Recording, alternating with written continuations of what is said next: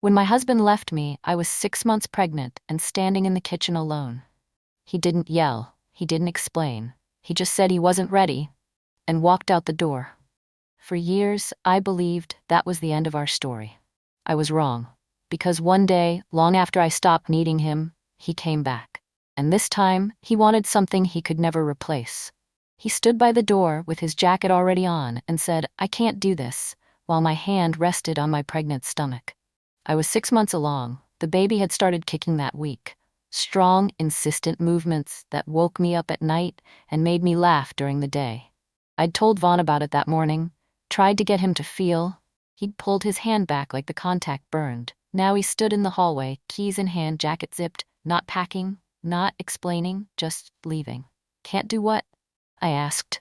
My voice was calm, too calm, like my brain hadn't caught up to what was happening. "This, fatherhood, marriage, I'm not ready." "You said you were ready, we planned this." I lied. The words hung in the air, flat, final, no emotion behind them, just fact. I looked at him, really looked at him, trying to find the man I'd married, the man who'd proposed on a beach, who'd cried at our wedding, who'd held me when I told him I was pregnant and said everything would be okay. He wasn't there. This was someone else, someone smaller. "Where are you going?" I asked. He shrugged. "I don't know, just away." I waited for a fight that never came.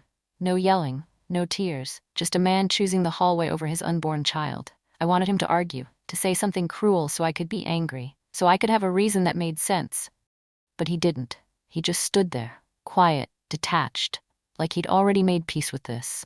Like the decision was done and all that remained was the execution. "You're just gonna leave?" I asked. "Yeah." Without talking about it, without trying. "There's nothing to try. I don't want this. This is your child." "I know," he said. And that was somehow worse, because he knew, he understood what he was doing, what he was walking away from. And he was doing it anyway. I put my hand on my stomach, felt the baby move, a small flutter. A reminder that there was someone else in this moment. Someone who didn't get a choice.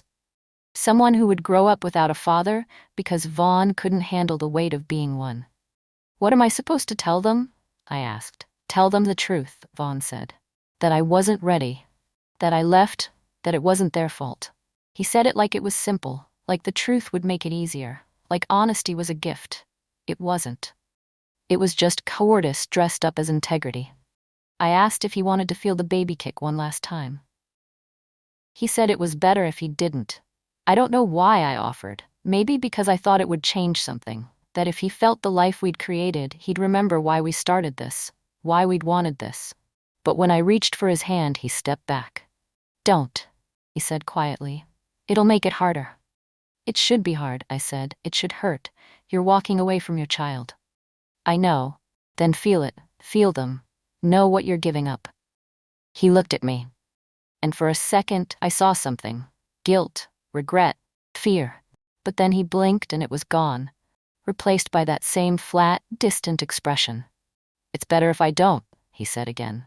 "Better for who?" "For him? Because it certainly wasn't better for me. Wasn't better for the baby growing inside me who would never know their father. Wasn't better for the life I'd have to build alone." But he wasn't thinking about us. He was thinking about himself, about his comfort, his escape, his clean break, and I realized he'd already left. Weeks ago. Maybe months. I'd just been too hopeful to notice. The door closed softly. That somehow hurt more than if he had slammed it.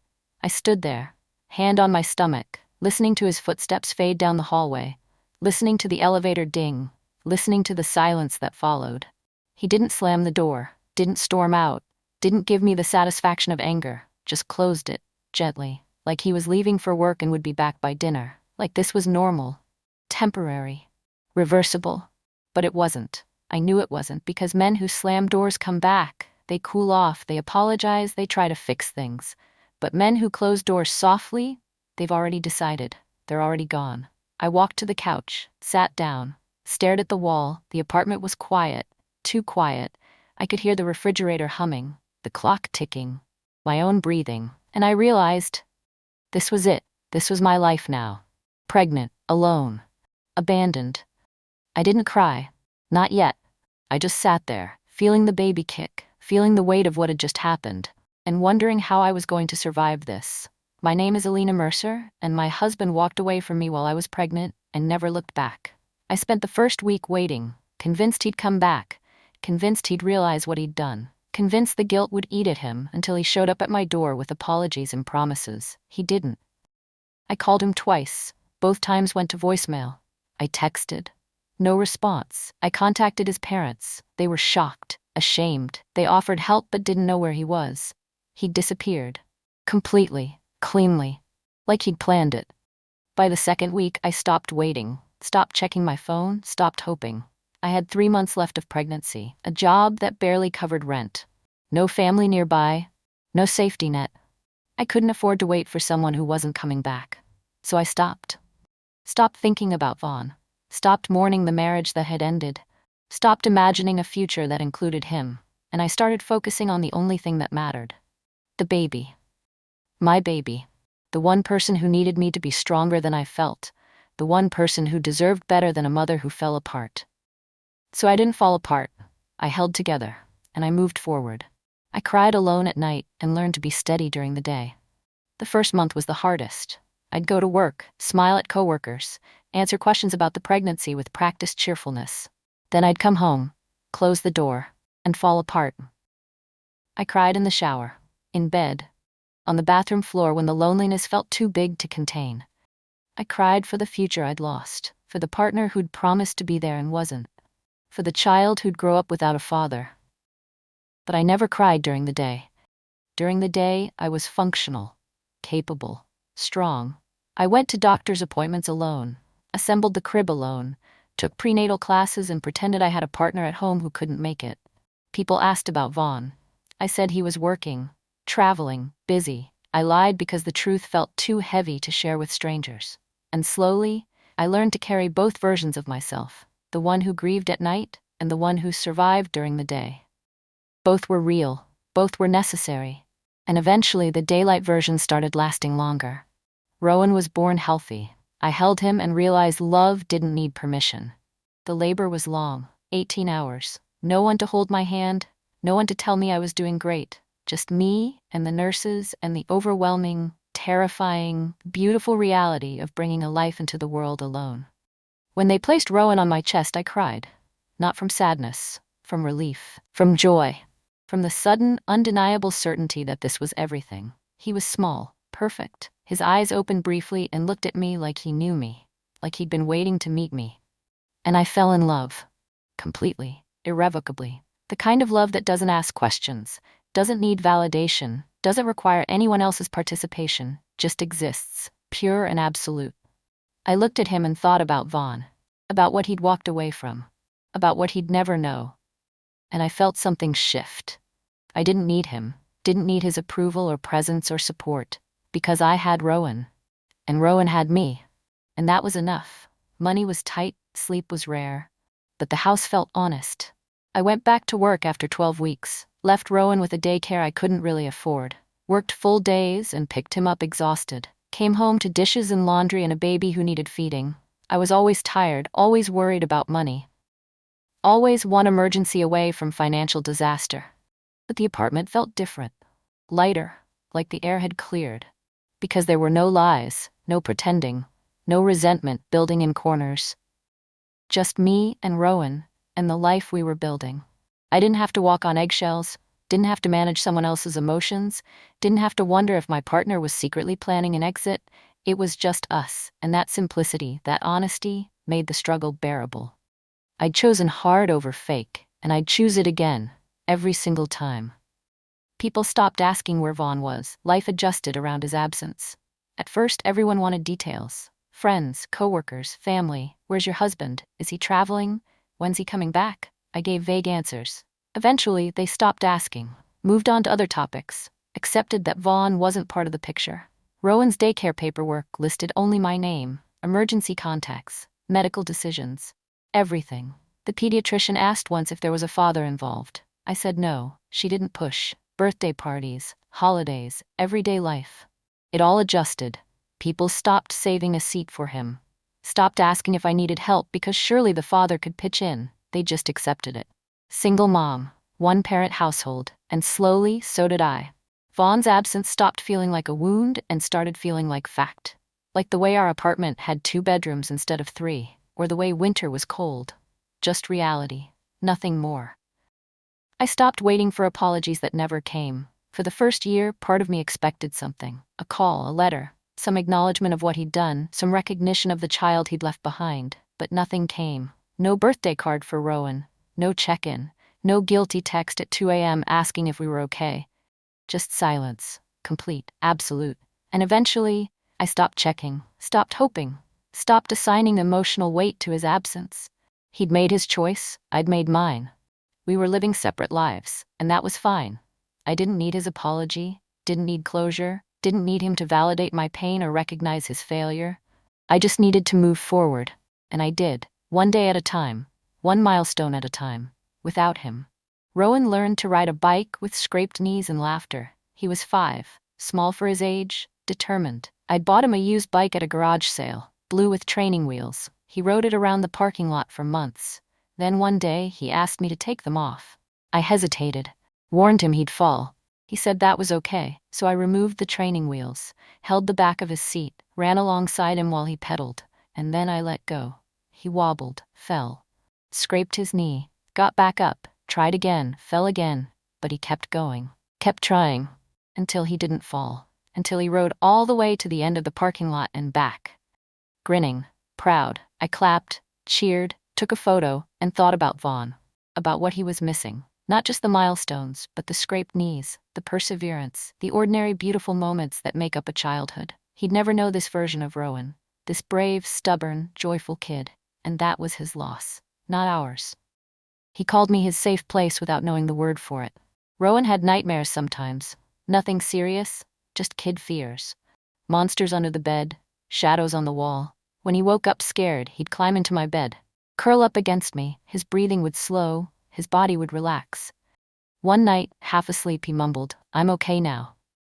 "Why?" I asked softly. "Because you're here." He said it like it was obvious, like my presence was the answer to every fear, like I was the solution, and I realized he felt safe. Completely, unconditionally.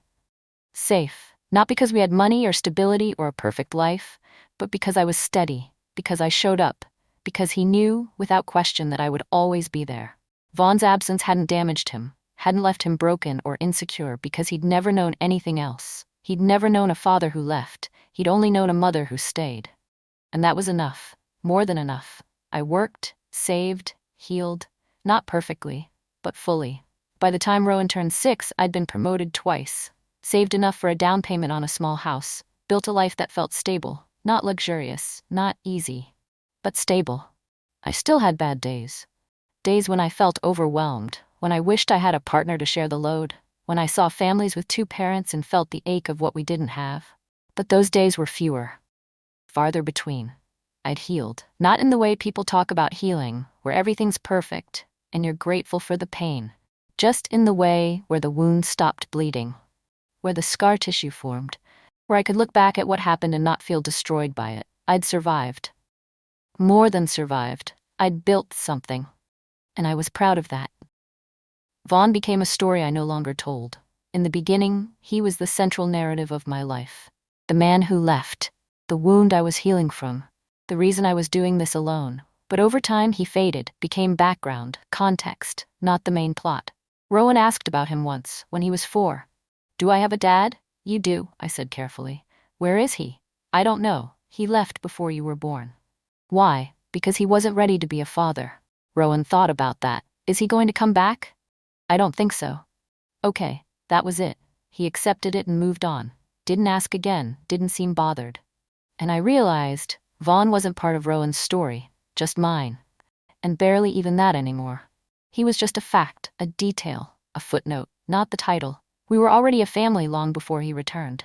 Rowan and I had rhythms, routines, inside jokes. Saturday mornings we made pancakes. Wednesday nights we had movie night. Every evening I read to him before bed. We fit together, knew each other, trusted each other. We were a unit, a team, a family. Not incomplete, not waiting, not missing anything. Just whole. Different from other families, sure, but whole. And I was proud of that.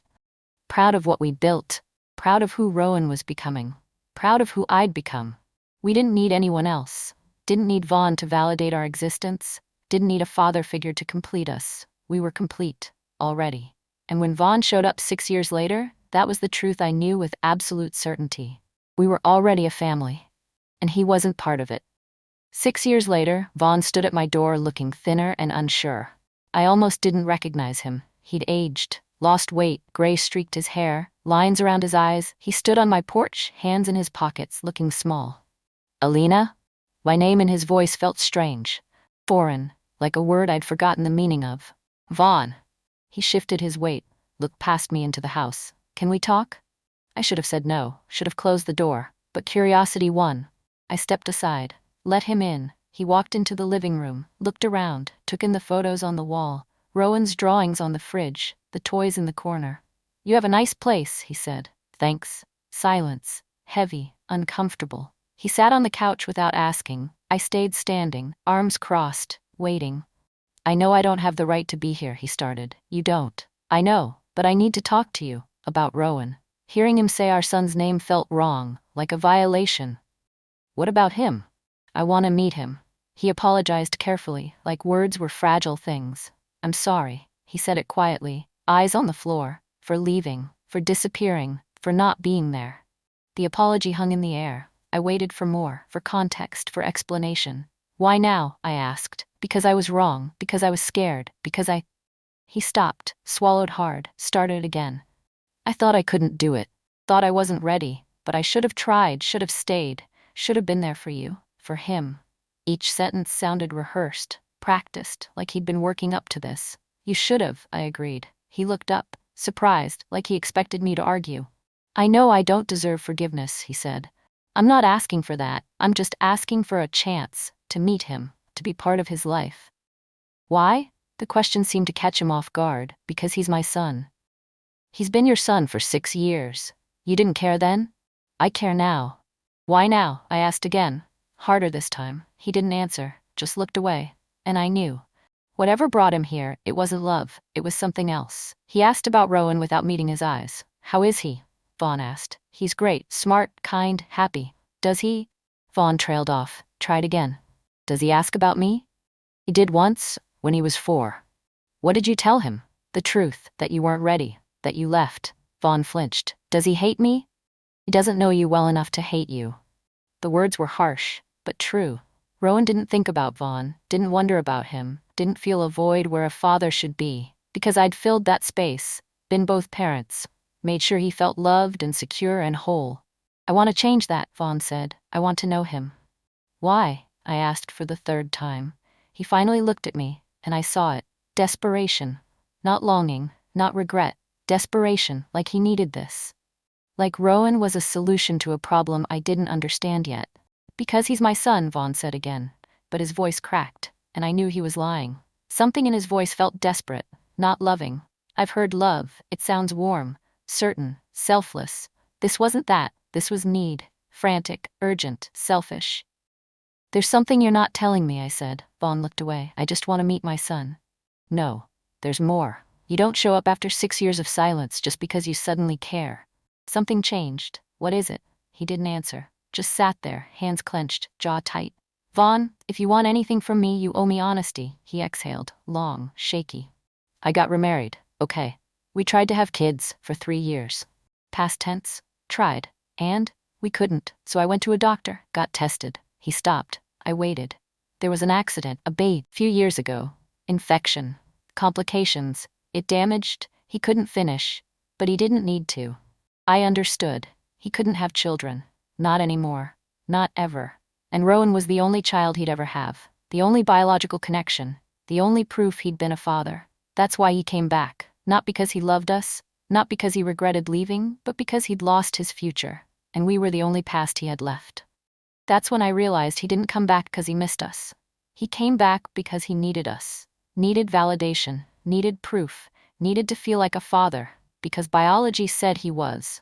But being a father isn't biology. It's showing up. It's midnight feedings and scraped knees and bedtime stories. It's being there when it's hard, when it's boring, when it's thankless.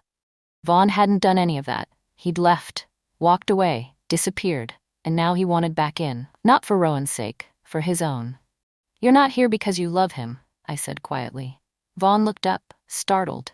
You're here because you're afraid of dying childless, because you want to feel like you mattered, like you left something behind. That's not. It is, I said. And I get it. I understand the fear. But Rowan isn't a solution to your regret. He's a person who's been fine without you, a person who doesn't need you to feel complete. I'm his father. No, I said. You're a stranger who shares his DNA. There's a difference. Vaughn's face crumpled. But I didn't feel satisfaction, just sadness. For him, for the life he'd chosen, for the years he'd wasted. A doctor had told him he could never have children again. Vaughn explained the details, the accident, the infection, the irreversible damage. The moment the doctor told him he'd never father another child, how it shattered him, made him reevaluate everything, made him think about Rowan, about the son he'd abandoned, about the only biological child he'd ever have. I know I don't deserve him, Vaughn said, but he's all I have. He's not yours to have, I said gently. You gave that up 6 years ago. I know, but there's no but, Vaughn. You made a choice. You can't undo it just because your circumstances changed. I'm not trying to undo it. I'm trying to make it right. How? By showing up now? By expecting him to welcome you? By using him to fill a void you created? Vaughn didn't answer. You're thinking about yourself, I continued. About what you lost, what you need, what you want. But what about Rowan? What does he need? What's best for him? I thought having a father. He's fine, I said. He's happy, secure, loved. He doesn't feel like he's missing anything, and bringing you into his life won't make it better. It'll just confuse him. I'm his father, biologically, I said. But fatherhood is more than that. The family he walked away from was now the only one he could ever have. Vaughn stood, paced, ran his hands through his hair. So that's it? You're just going to keep him from me? I'm protecting him. From disruption, from confusion, from a man who left once and might leave again. I wouldn't. You don't know that, I said. You thought you could handle fatherhood before. You were wrong. What's different now? Everything. You're older, more desperate. But are you more committed, more selfless, more ready? He didn't answer. You came back because you're scared, I said, because you realized what you lost, because you want a second chance you didn't earn. But Rowan isn't a do-over. He's a person, with a life, with stability, with a mother who's been there every single day. I just want to know him. Then you should have stayed. The words hit him hard. He sat back down, buried his face in his hands. I felt a flicker of sympathy. But it didn't change anything. Didn't change the fact that he'd walked away. Didn't change the 6 years Rowan and I had built without him. Didn't change the truth. The family he walked away from was the only one he'd ever have. And he'd lost it. Permanently. He asked if Rowan could meet him. Just once. I'm not asking for custody, Vaughn said, or visitation or anything legal. Just one meeting, one chance to see him, to talk to him, to tell him I'm sorry. Why? Because I need him to know I exist, that I thought about him, that you regret leaving. That won't help him. It'll just burden him with your guilt.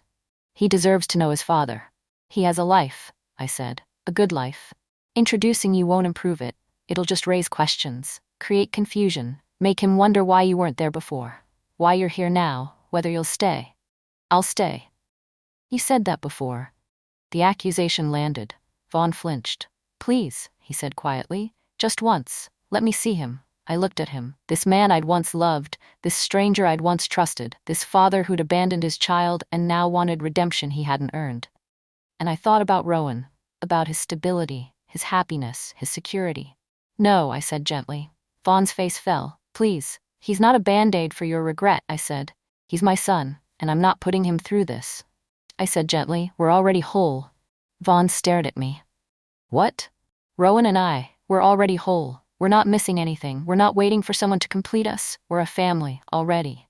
I could be part of that. You had that chance. You chose not to take it. I was scared. I know, I said. And I'm not angry anymore. I'm not bitter. I've moved on, built a life, raised a son, healed. You're just a chapter I've already closed. The words were kind, but final. Vaughn shook his head. I don't accept that. You don't have to, but it doesn't change anything. He's my son.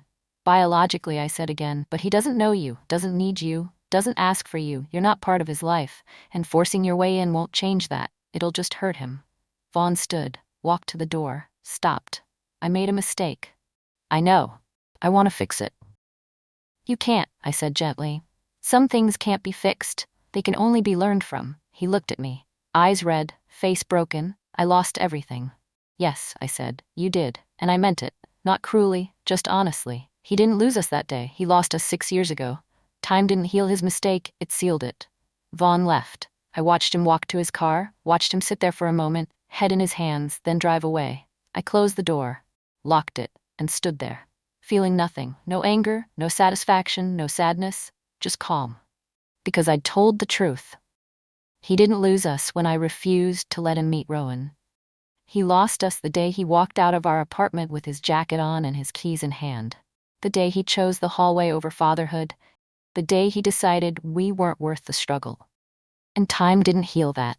Time didn't give him another chance. Time just moved forward. Carried Rowan and me with it. Built a life without him. Sealed the door he'd walk through. Made permanent what he'd thought was temporary. I walked upstairs, checked on Rowan. He was asleep. Peaceful, secure. I kissed his forehead, whispered, "You're loved," and left the room.